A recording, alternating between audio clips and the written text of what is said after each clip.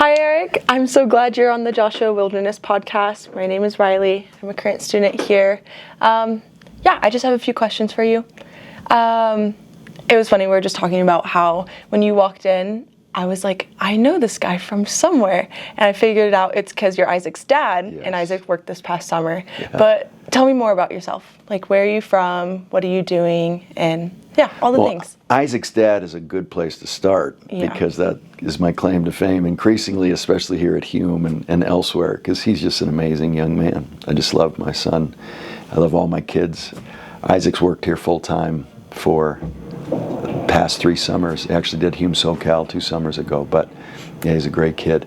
And being a dad is a huge part of my life. My 2 daughters and 2 sons are all adults now, so that's a different phase we've entered into. Yeah.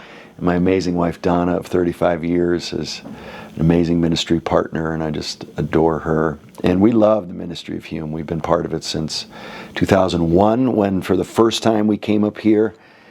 Darren McWaters invited me to speak here at Joshua not long after it had started, and we just loved it immediately. Jerry Root, my friend back in the early 90s, said, "Have you ever heard of Hume Lake?" And I said, "No." And he said, "You must go. It's the jewel of the Sierras," he said. And so we came up in '01 and have loved being part of this ministry ever since. Oh, that's so sweet. So you're a professor at Biola currently. Right. What do you teach? I teach theology. I teach a course called Theology 1, which is God, Humanity, Sin in Christ, and an upper division elective called The Character of God. Jen Smith was one of my star students who helps run Joshua here, so it's just delightful to have her in class and now see the way she's just thriving in ministry here. It's been great. So I teach theology classes, Character of God, Theology 1, a course called Gospel, Kingdom, and Culture, which is just integrating our Christian faith and the students' disciplines with the world and engaging for the sake of the gospel. And we love Biola. And there's a huge connection between Biola and Hume through the years. I have at home a picture of a Biola conference in 1950 that took place here. And Walt Warkentine is in it with his wife and the president of Biola and Sam Sutherland and lots of legends in the Biola history here at Hume in 1950, just a few years after Hume had started, but Biola was already really meaningfully connected up here by then. And Walt Warkentine was the first grad, and actually by far most of the directors have been Biola grads, and so there's a beautiful connection between the two places. Yeah. And Joshua now has these courses that you're able to take through Biola. It's just a beautiful relationship, partnership, really. Yeah, that's so sweet. Yeah, we just had our speaker grill, and we got to ask you a few questions, some silly and then some that were more on the deeper end. Were there any questions that stood out to you? Well, I loved your question about what I've learned from suffering. I remember I had coffee with Ajit Fernando, who was head of Youth for Christ in Sri Lanka for a long time, which is not an easy place to be a Christian or a Christian leader especially. And I asked him, what are blind spots in the American church? And he immediately said, well, you have a highly developed theology of church growth, but you don't have much of a theology of church groaning.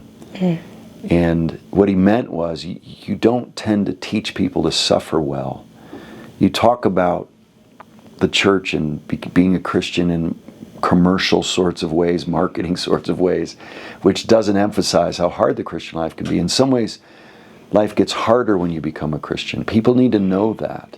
It is a life of sacrifice, not ultimate sacrifice, but on the way to glory, we sacrifice and we suffer in some ways more than we would have if we weren't Christians. And so suffering, as C.S. Lewis said, is God's megaphone. Often when he really wants to get something across to us, we'll go through sometimes a protracted time of suffering. And so I love that question. That's a really important thing. And at our church, I think one of the things we've done well is to help people think about suffering and think about it from a Christian perspective. We tend to doubt God in those times of suffering, but those are the times to go deeper with Him and trust Him. The Bible says that we're more than conquerors in all the suffering. Not once it's over, not in spite of it, but in all these things we're more than conquerors through him who loved us. And so I think your question was as important as a question can get in those kinds of interview times. Oh yeah, that's one of my favorite questions to ask, because I think, yeah, it's not really talked about a whole lot. But when you follow Jesus, you're kind of yoking yourself to like trials and suffering in a way.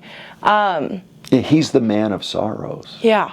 Familiar with suffering and acquainted with grief. And so we become burden bearers as we follow the man of sorrows, not just our own, but we actually are able to trust God so much to care for us in the midst of our own suffering that we can start looking around to help other people with theirs, and weep with those who weep and mourn with those who mourn, as the Bible commands, and be good at suffering. I often get asked, hey, how's it going at your church? And a lot of times people mean how many people go on a Sunday morning, or how's your budget, or how are your facilities? Do you have lots of impressive programs? A lot of times one of the first things I think of is, I think it's going well because people are suffering with hope. Yeah. People are dying and able to be grateful in the midst of it, and going through really hard things that life in a fallen and cursed world brings our way. But to have faith that even deepens in the midst of it is a true sign of, I think, of a ministry that's doing something right. Yeah. There was one question I didn't get to ask you, but I wanted to. Okay. And I don't really know how to ask the question, but essentially, the American dream is something that's pressed on our culture so much, of going to college, getting a job, getting married, having the big house with the fence around it. What role does that play in the life of a Christian, or what does it mean to be a Christian in our culture? Or just in general, I guess. I think trusting God and His Word to shape our dreams, aspirations, goals, motives is essential. It gets so easy to be culturally influenced and not sufficiently biblically influenced. And so those things you mentioned can be wonderful blessings of God, and I'm certainly not opposed to pursuing those things. But we need to pursue knowledge of Christ. We need to know Him and the power of His resurrection, and share in the fellowship of His sufferings, and become like Him and pursue intimacy with God as our greatest goal. And then we're able to pursue what I would call details, like jobs and degrees and those sorts of aspirations, but holding them loosely, realizing that that's not the primary place life is going to be found. It's going to be found in knowing Christ and making Him known. And then, whether I'm in prison like Paul was for his faith, or whether I'm in the business world, or playing a sport, or using a gift God's given me, and whatever the details may be, I'm able to fulfill that. And so my joy then, my happiness, my effectiveness doesn't depend on circumstances to feel like God's using me and I'm being fruitful and my life has profound meaning, and know that's true even when I don't feel like it. And so pursuing knowledge of Christ, my intimacy with God and my enjoyment of Him, and then helping other people to enjoy Him, becomes what my life is all about. So I work construction. I was a commercial diver, and I have had 27 jobs. I could go back to working construction tomorrow and know that I can be just as fruitful and productive and fulfilled, because it's not really ultimately about the details. It's about the primary goal of our lives, which is to know Christ and make Him known, which can happen in any circumstance. Yeah. Just being at Joshua, I think that's something that's kind of on my mind of, what am I going to do after Joshua? Where am I going to go? How am I going to just be a follower of Jesus in the things that I'm doing day to day too? And you said that your degree was in philosophy, correct? What made you want to go that route? Well, I actually I didn't officially change my major 6 times, but I considered seriously 6 different majors, because I was in a phase of learning that I just was thrilled by. And so I would take an intro class and say, oh, I love history, I'm going to major in history. And then I would take a political science class and say, oh, I love political science. Or I'd take biology. Biology 110 changed my life in college, because even though it was a big state university and my prof was an atheist, it was worshipful for me. So I said, oh, biology. But I finally settled on philosophy because it just teaches you to think well and recognize poor thinking. And I thought, well, that's as about a broadly applicable major as I could ever major in that will help me no matter what I'm doing in life. And so that's why I settled on philosophy. Plus, it had the least amount of major requirements as other majors, which gave me more flexibility in the electives I could take. And so I'm really thankful I did. Thinking well and recognizing poor thinking, illogical or irrational or fallacious thinking is really important to be able to do. Yeah. Let me think.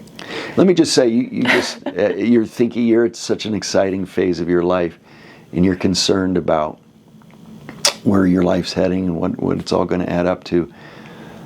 You have an earnestness to you. You have a joy to you. You're a woman in whom there's no guile, like Jesus says of Nathaniel. And I can tell that there's a depth to you. And because you're growing in those foundational ways, I would love you and every other, especially young person who's watching this, to feel a tremendous freedom that when you're walking with God, you can trust Him with all the details.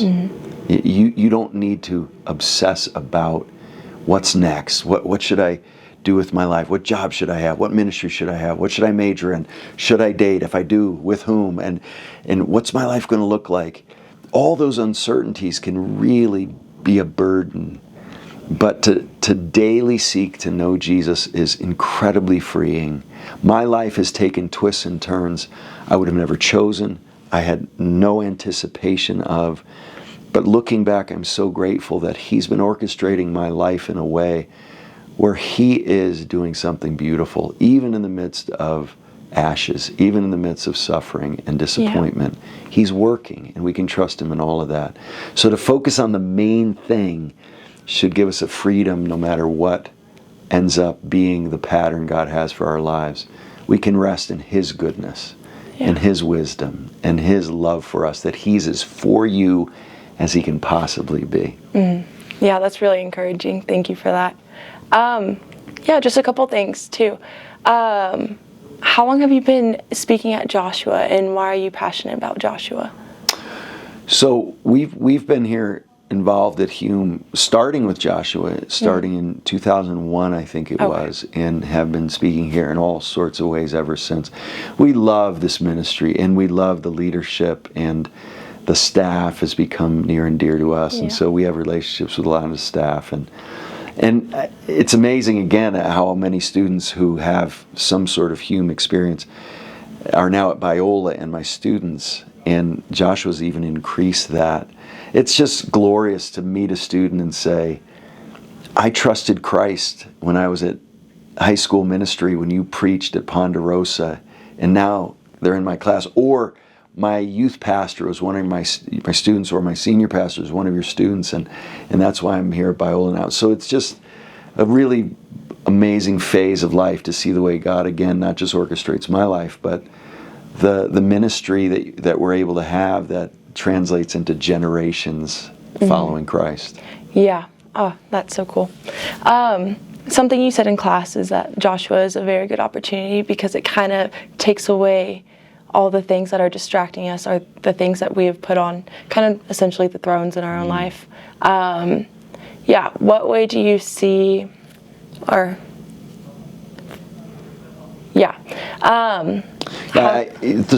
this place that's God's hand over Hume is a phrase that was used a lot here to describe what's going on here. But I've seen, one of the reasons I've committed to being involved in the ministry at Hume and ones like it is it's a place apart that isn't about just a mountaintop experience, but something you get away from the distractions. I think, at least in the United States, we live in the most distracted culture that's ever existed.